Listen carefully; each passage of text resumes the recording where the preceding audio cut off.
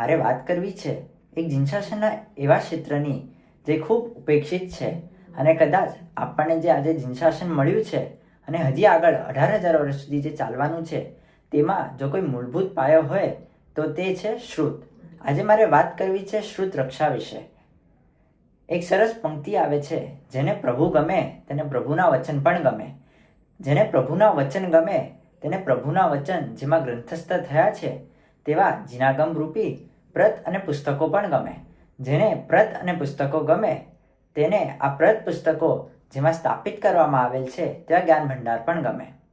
વિષમકાલ જીન બિંબ જીનાગમ ભવિયણકુ આધારા.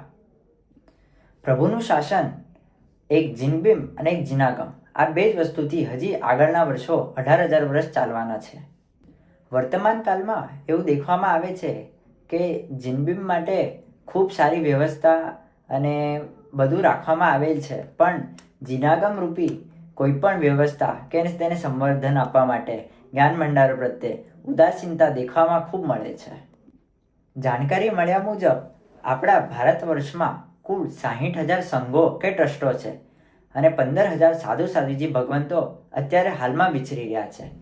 તેમાં 60,000 સંઘો કે ટ્રસ્ટોમાં ફક્ત ને ફક્ત 470 જ્ઞાન ભંડાર છે અને તેમાંથી પણ 125 જ જ્ઞાન ભંડાર એક્ટિવ છે અને બાકીના જે પણ છે તે બધા બંધ સ્વરૂપે છે, કાં તો કોઈ સંઘોમાં કે ટ્રસ્ટોમાં તેની વ્યવસ્થા જ રાખવામાં નથી આવી.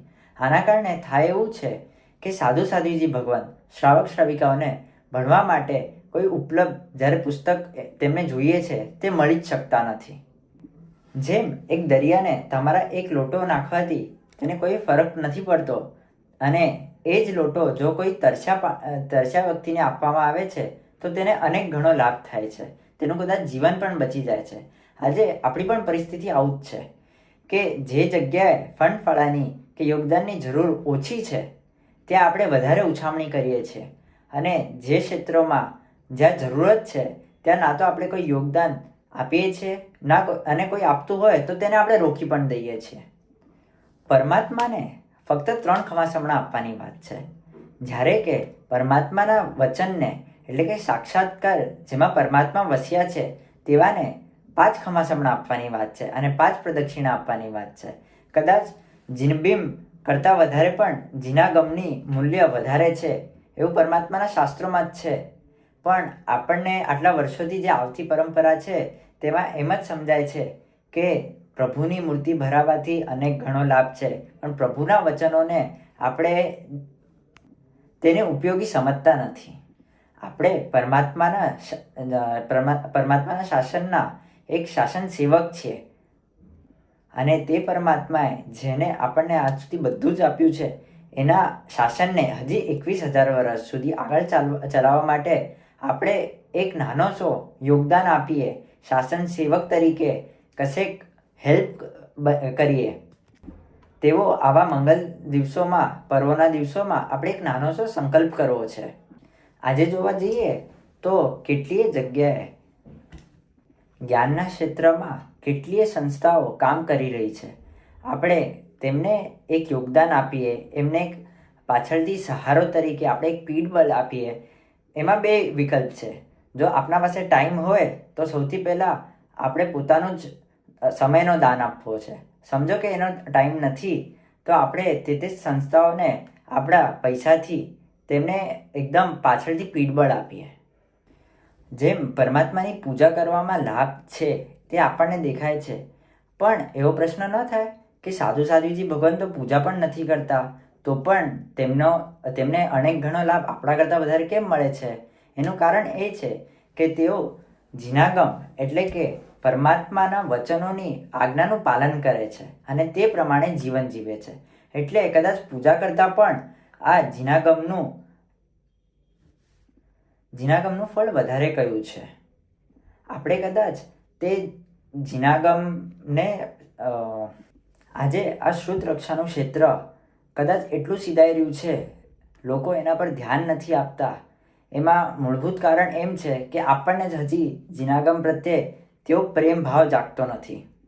આપણને બસ એમ જ છે કે આપણે તો દેરાસર બંધાવવા જોઈએ, મૂર્તિઓ ભરાવી જોઈએ, મુગટ બનાવવા જોઈએ, આંગીઓ ચડાવવી જોઈએ, આ બધું તો બીજા બધા કરશે, આપણે તો આ જ કરવું છે. તો કદાચ જે આપણે આ આપણી બુદ્ધિથી વિચારીએ છીએ એમાં જે થોડો ઘણો પણ લાભ હશે એ આપણને એટલો પણ લાભ નહીં આપે. અને જે ક્ષેત્ર એટલે કે જે શાસનનું આ અંગ સિધાઈ રહ્યું છે એમાં તમારું થોડોક પણ યોગદાન આપશો તો કદાચ તે અનંત ઘણું પુણ્ય આપણે આપશે. જૈન શાસનની સ્થાપના શ્રુતથી થઈ. જૈન શાસનનો પ્રારંભ પણ શ્રુતથી થયો. જૈન શાસન ચાલે છે શ્રુતના પ્રભાવે.